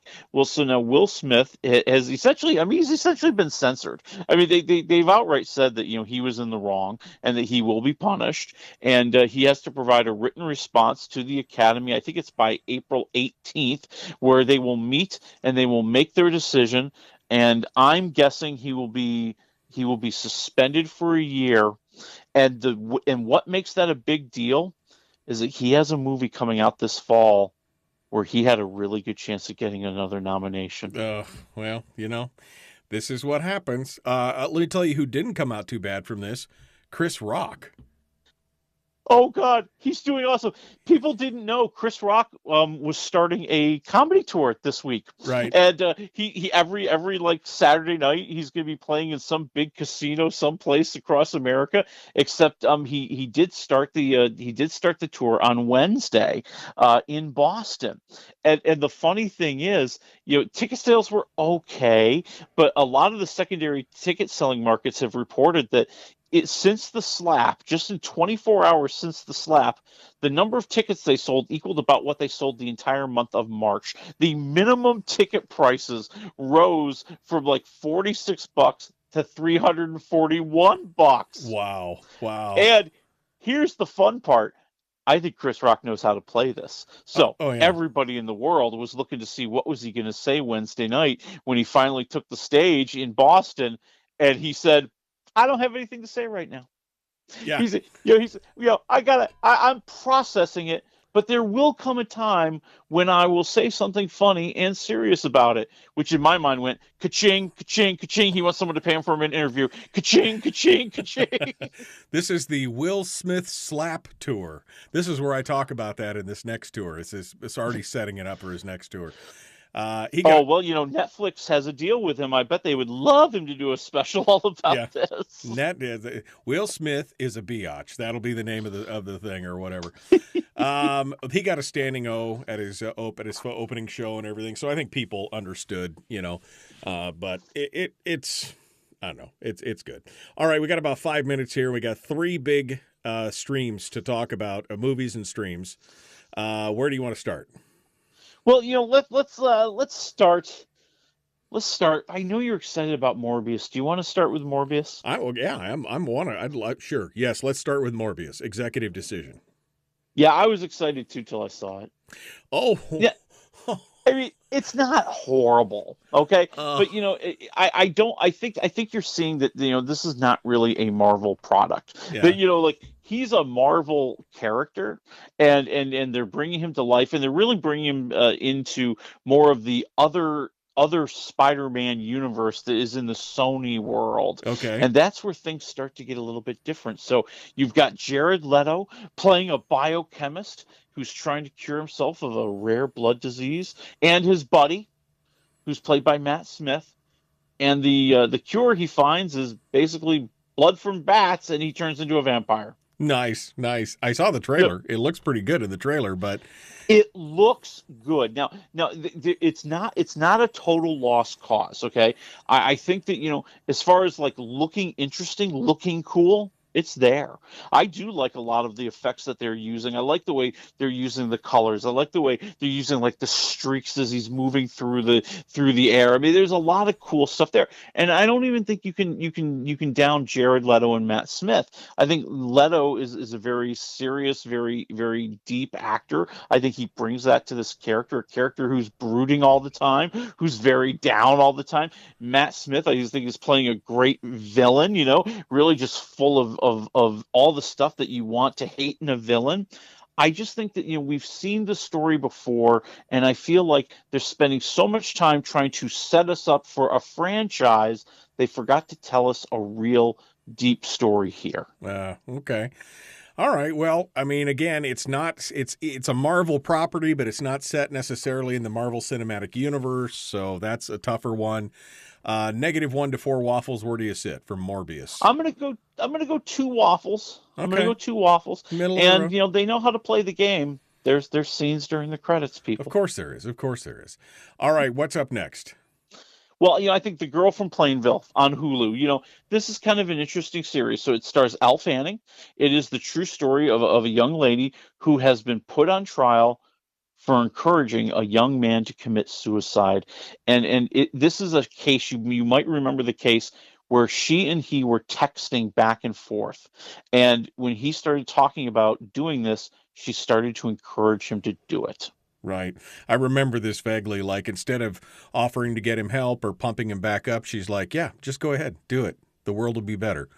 And I was like, wow, that you are not a good human being. No, and they're really trying to stretch this thing out. I mean, yeah, I think there's supposed to be like 7 or 8 episodes, and the first 3 are already out there, and there's just a lot of filler in here.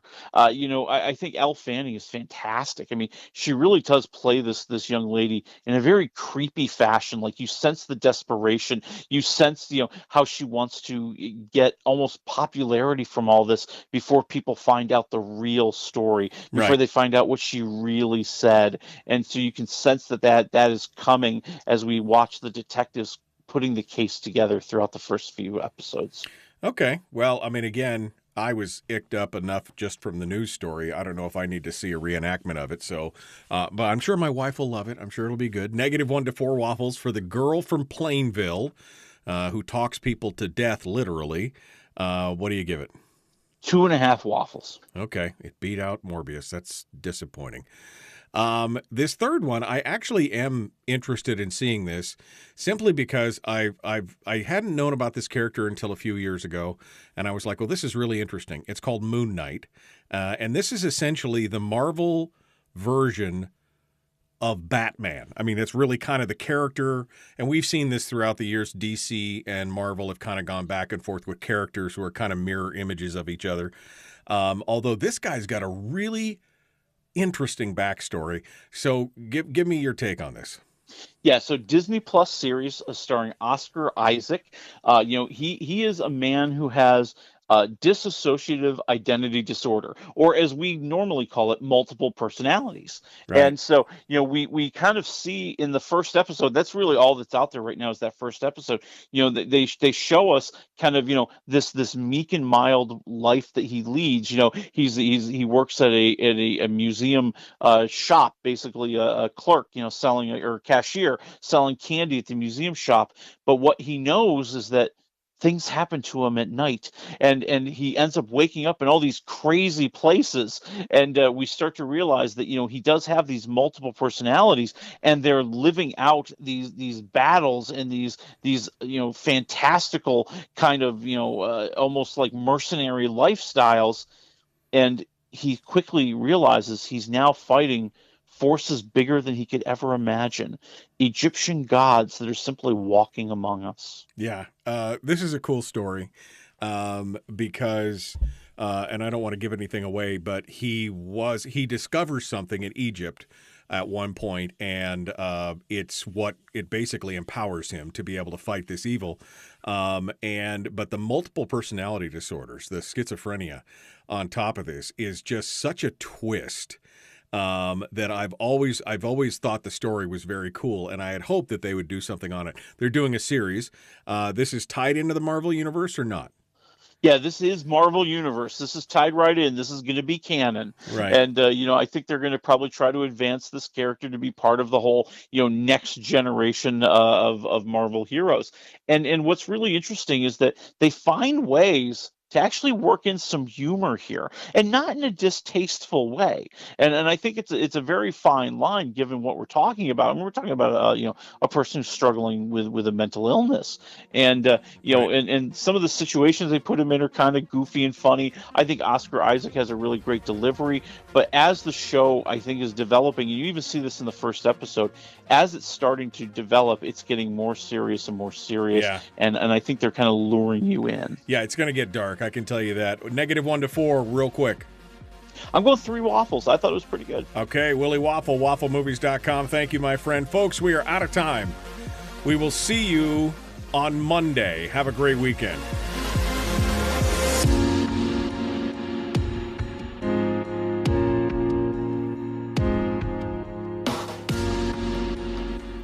No, I mean, I'm glad that they're throwing some humor at it, but I got to be honest with you. This is, I mean, everybody's like, oh, Bruce Wayne, the Dark Knight, he's so dark and brooding. And he's like, but from what I gathered and from some of the things that I've read about the Moon Knight, oh, this is dark. I mean, this guy is like you said, because he doesn't even know himself who he is, and these things are happening, and it's not just some guy in a cape. He's been imbued with some of these mystical, I mean, it gets dark. That's what I'm saying. No, and you're starting to see that in the first episode. It takes almost an entire episode. Well, it does literally take an entire episode before the Moon Knight truly reveals himself, that part of his personality. And so that's, I think that's where things are really going to take that big turn. As we move into episodes 2 and 3 and 4, as he starts to put the pieces together, as he starts to communicate with these other personalities, which just starts towards the end of the first episode as well. Well, we'll see. Marvel's had a mixed results on their series. I thought Loki was amazing. I thought Falcon and Winter Soldier was meh. The WandaVision was okay, was good. I have not seen the Hawkeye one yet, but it's kind of mixed results at this point. But we'll see what it looks like. I'm looking forward to seeing it. All right, my friend, go ahead. No, I was going to say, I think you're really going to like it. I've actually had a higher opinion of the Marvel series than you. I thought WandaVision was great. I liked Captain America and the Winter Soldier very, very much. I even liked the Hawkeye series. Well, having not seen the Hawkeye series, and then I watched the Boba Fett series, the Book of Boba Fett, which was good. But yeah, really, because only about the last 2/3 of it was really The Mandalorian season 2.5. Right, exactly. That's the only reason it was good. It was really boring until they decided to make it The Mandalorian. Yeah, it's exactly what it was. It's The Mandalorian season 2.5. That's exactly what it is. So anyway, we'll see what this looks like, but I am excited. We'll have more to talk about it. Thank you, my friend. Next week, we're going to talk more about 1883. I hope you got through some more of it. We'll talk about it then, okay? Well, yeah, I mean, this week we had a lot of Oscar stuff going on. Yeah. Mm-hmm. But now we're going to have a little bit more free time unless Will Smith smacks somebody or gets arrested. Yeah, I'm hearing you. Okay, all right, okay, I believe you. All right, thanks you, my friend. I'll talk to you next week. Folks, we'll see you. Have a great weekend.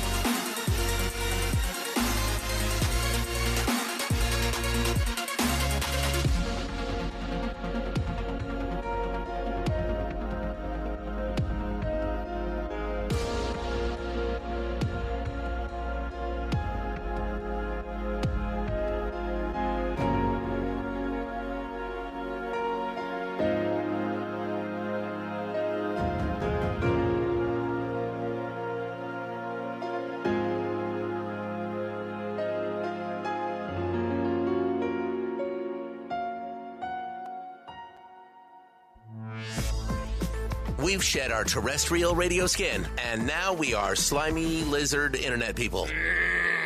It's the Michael Dukes Show.